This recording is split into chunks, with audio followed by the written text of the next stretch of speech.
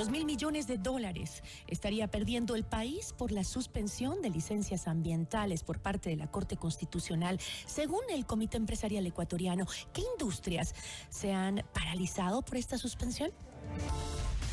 La entrevista a la carta, en diálogo directo con los protagonistas de los hechos. Está con nosotros María Paz Gervis, presidenta de la Cámara de Industrias y Producción. ¿Qué tal? Muy buenas tardes, María Paz, gracias por estar con nosotros. Buenas tardes, Gisela, y a quienes nos escuchan. Yo les saludo. En esta ocasión estoy en la Asamblea General de las Naciones Unidas, participando en las actividades que se dan paralelas al encuentro de presidentes del sector empresarial y de la sociedad civil. Así que por esa razón me voy a disculpar y apagar la cámara para que no interfiera en esta conversación. Muchísimas gracias. Gracias más bien a usted por acompañarnos en medio de el trabajo que está realizando en las Naciones Unidas en este momento. Sobre el tema, quería consultarle, ¿esta suspensión de licencias ambientales únicamente afecta a la actividad extractivista como minas y petróleos o hay otra industria que se ve afectada?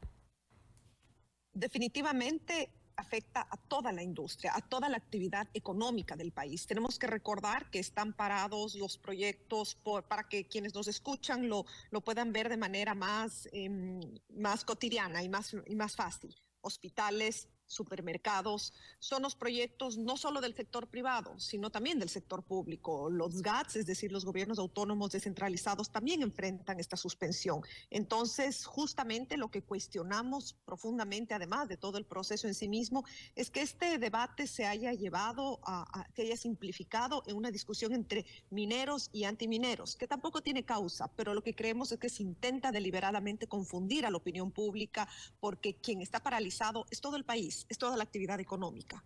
¿Pero por qué? ¿Cuál sería esa afectación puntual que el ciudadano común sentiría?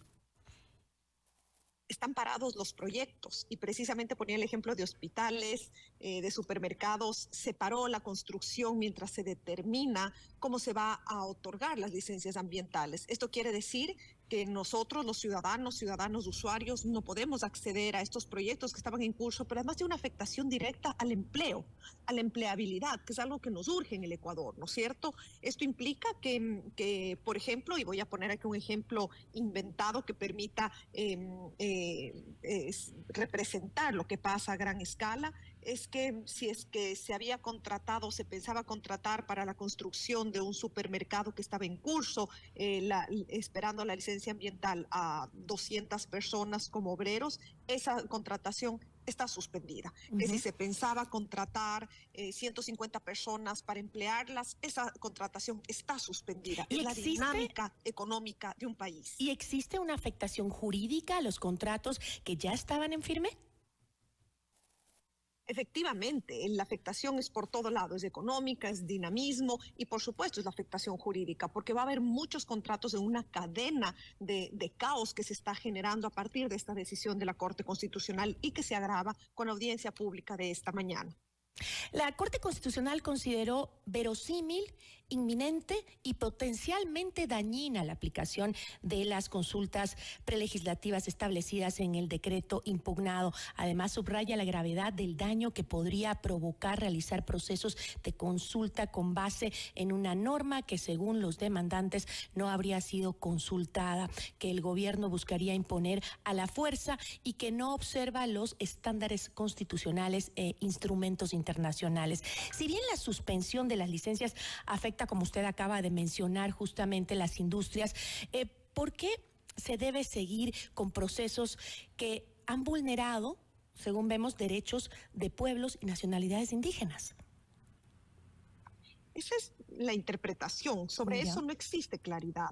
O sea, vamos a ver, sobre la suspensión, la supuesta inconstitucionalidad de fondo del decreto ejecutivo, ¿no es cierto? Los accionantes lo que hicieron fue solicitar en su demanda que se declare la inconstitucionalidad por el fondo del decreto ejecutivo, por confundir la consulta ambiental con la consulta previa. el decreto ejecutivo no regula el derecho a la consulta previa, sino a la consulta ambiental. Por este motivo, esta norma, es decir, este decreto ejecutivo, regula aquellos parámetros aplicables a la consulta ambiental especificados en la sentencia 1149-19-214 y no a la consulta previa. Es decir, lo que aquí cabe resaltar es que en la demanda de inconstitucionalidad los accionantes no alegaron que el decreto ejecutivo incumplía con alguno de estos parámetros que la misma Corte especificó en la consulta ambiental. O sea, esto suena a un trabalenguas jurídico, pero para que se entienda con mayor claridad, en conclusión, lo que creo que es importante destacar es que pese a que los accionantes aciertan en diferenciar que hay dos derechos involucrados en la consulta ambiental y en la consulta previa, se equivocan al afirmar que el decreto ejecutivo confunde estas dos instituciones distintas. En tanto, esta norma regula exclusivamente el derecho a la consulta ambiental, apegándose a los parámetros y estándares aplicados al derecho. Es decir, todo este enmarañado procedimental lo que buscaría es garantizar derechos. Sin embargo,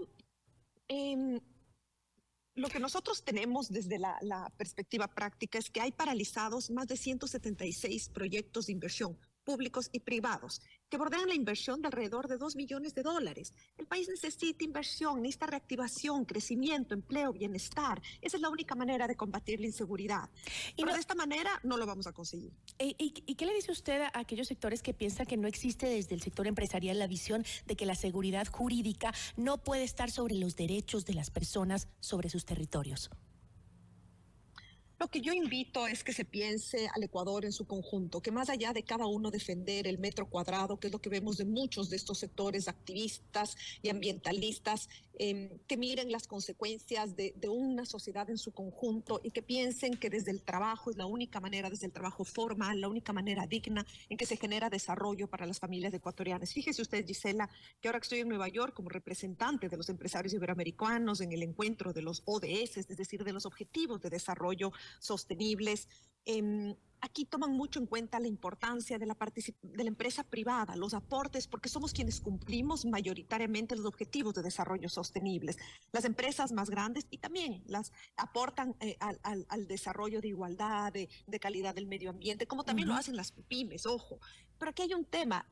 Tenemos que dejar de pensarnos desde la individualidad. Aquí hay un efecto en cascada de reactivación económica y de generación de empleo, donde definitivamente los gobiernos cumplen un papel, pero si nosotros tenemos que la Corte más alta está haciendo caso omiso a representantes legítimos, que es en este caso los representantes del sector productivo, y simplemente se dejan llevar por ciertos grupos, escogen a dedo a quienes se escucha y a quienes no, más allá de una discusión de orden filosófico y jurídica, lo que tenemos es parados 176 proyectos públicos y privados, $2 millones que están suspendidos y creo que el Ecuador no se puede dar ese lujo. Sin embargo, María Paz, el pasado 20 de agosto, el Ecuador demostró no estar a favor de la extracción de recursos en zonas sensibles para el ambiente. ¿No sería esto, para el sector productivo, un momento para decir, bueno, cambio mi hoja de ruta hacia dónde tienen que ir mis proyectos y mi inversión, hacia evitar el extractivismo en zonas de riesgo?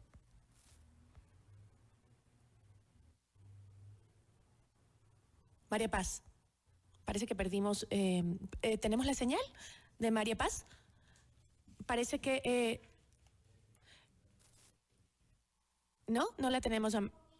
Parece que, bueno, conversábamos con María Paz sobre este tema que preocupa a ciertos sectores, sobre todo ambientalistas, respecto a lo que está sucediendo con estas licencias ambientales que estarían pues suspendidas por una decisión de la Corte Constitucional. Por ejemplo, la CONAIE presentó un pedido de medidas cautelares el pasado 13 de junio contra el decreto 754 emitido en mayo de 2023 por el presidente Guillermo Lasso. Esta normativa regula las consultas ambientales de proyectos mineros y productivos en las comunidades en las zonas de influencia del proyecto.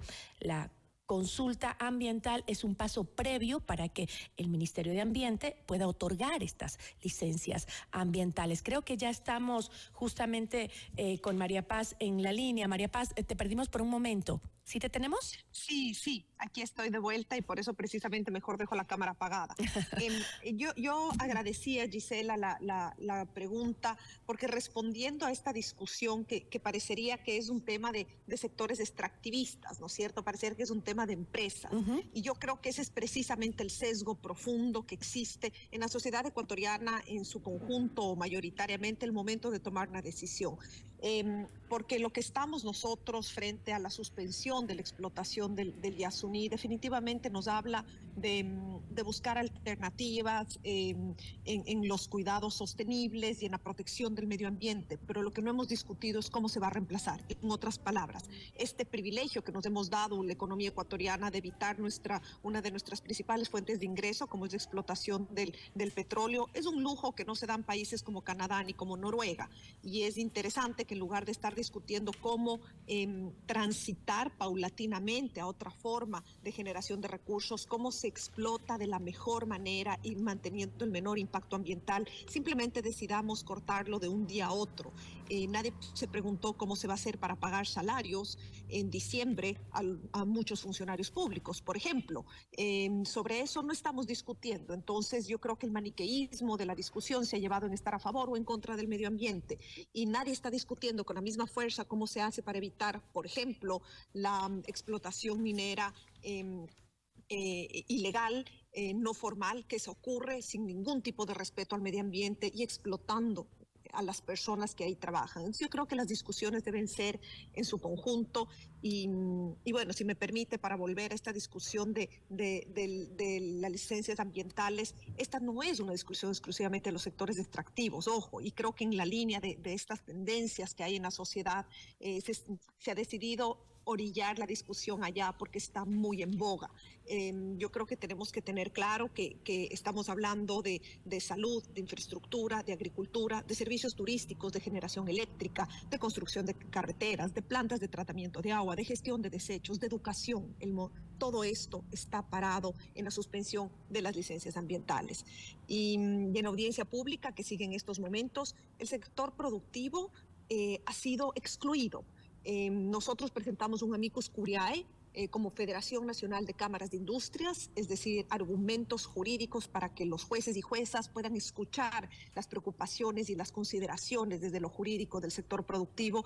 Y sin embargo, una decisión aleatoria decidieron dar audiencia únicamente a ciertos sectores que coincidencialmente son extractivistas y mineros y antimineros. Y todo el resto de sectores hemos sido excluidos, lo cual nos parece inaudito, incomprensible y muy poco democrático. Obviamente todos los sectores deberían participar en esa discusión porque todos somos país y sobre todo quienes generan empleo y productividad para el Ecuador. Sin embargo, no es menos cierto, María Paz, que el país ha optado por esa línea. Los ecuatorianos han votado a favor de que se retiren los proyectos extractivistas de algunas zonas y eso pues ha generado una conciencia, ya sea por moda o no, sobre más ambiental en el país. Y como usted dice, es bien cierto, no es ir en contra el uno del otro, es buscar consensos, ¿no? Pero cuando ya hay una mayoría que piensa de esa forma, me imagino que ya debería ser una línea distinta a la que tenemos que tomar como país.